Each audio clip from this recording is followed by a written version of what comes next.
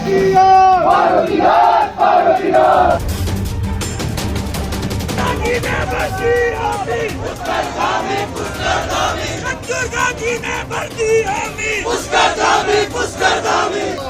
विधायक कैसी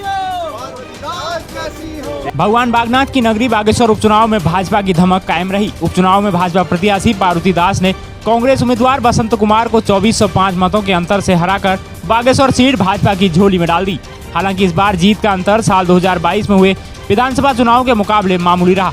2022 में इसी सीट पर चंदन राम दास ने 12,141 वोटों के अंतर से जीत दर्ज की थी, लेकिन इस बार कांग्रेस के बसंत कुमार भी भाजपा को कड़ी टक्कर देने में कामयाब रहे। लिहाजा मतगणना पूरी हो चुकी है। तीसरे नंबर पर मतदाताओं ने नोटा को रखा। उत्तराखंड क्रांति दल, समाजवादी पार्टी और उत्तराखंड परिवर्तन पार्टी के उम्मीदवार 1000 का आंकड़ा भी नहीं छू सके। चौथे राउंड की मतगणना के बाद तेजी से वोट पार्वती दास के पक्ष में निकले। बागेश्वर उपचुनाव में जीत के बाद भाजपा गदगद है। सीएम धामी ने पार्वती दास को बधाई देते हुए लिखा, धन्यवाद बागेश्वर। बाबा बागनाथ की पवित्र भूमि बागेश्वर की देवतुल्य जनता को भारतीय जनता पार्टी पर पुनः विश्वास जताने पर आभार। यह विजय मातृशक्ति, युवा शक्ति और वरिष्ठ जनों के भाजपा सरकार पर अटूट विश्वास का प्रमाण है। इस उपचुनाव में बागेश्वर विधानसभा की सम्मानित जनता ने प्रधानमंत्री नरेंद्र मोदी के नेतृत्व में केंद्र और प्रदेश सरकार द्वारा संचालित जनहितैषी योजनाओं पर मुहर लगाई है। आपको बता दें कि पार्वती दास का जन्म विधानसभा के खरही गांव में 14 नवंबर साल 1962 में हुआ। उन्होंने 12वीं तक पढ़ाई की है। पति की विरासत संभालने के लिए 62 वर्ष की उम्र में उन्होंने राजनीति में कदम रखकर जीत दर्ज कर ली। हो सकता है कि वह इस उम्र में विधायक बनने वाली राज्य की पहली महिला भी हो। भाजपा प्रत्याशी पार्वती दास एक सफल गृहिणी के साथ अब विधायक भी बन गई हैं। उत्तराखंड की अनुसूचित जाति के लिए सुरक्षित बागेश्वर विधानसभा सीट के लिए राज्य बनने के बाद पहली बार साल 2002 में चुनाव हुए थे।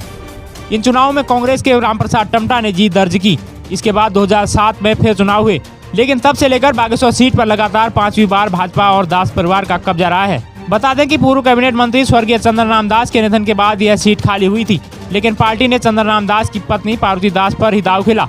सीएम धामी के लिए भी यह चुनाव किसी अग्नि परीक्षा से कम नहीं था।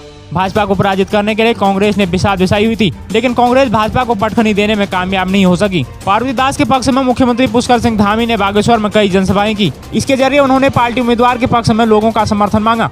पूर्व कैबिनेट मंत्री रहे चंदन राम दास के निधन के बाद भाजपा ने कोई जोखिम नहीं लिया। पार्टी ने उनकी पत्नी को चुनावी मैदान में उतारने का फैसला लिया। यहां तक कि पार्वती दास के नामांकन के दौरान सीएम पुष्कर सिंह धामी सहित कई दिग्गज नेताओं ने डेरा जमाई रखा। हालांकि लगातार 4 बार विधायक और कैबिनेट मंत्री रहे उनके पति स्वर्गीय चंदन राम दास की कार्यप्रणाली से पार्वती दास ने राजनीति की बारीकियां सीखी हैं।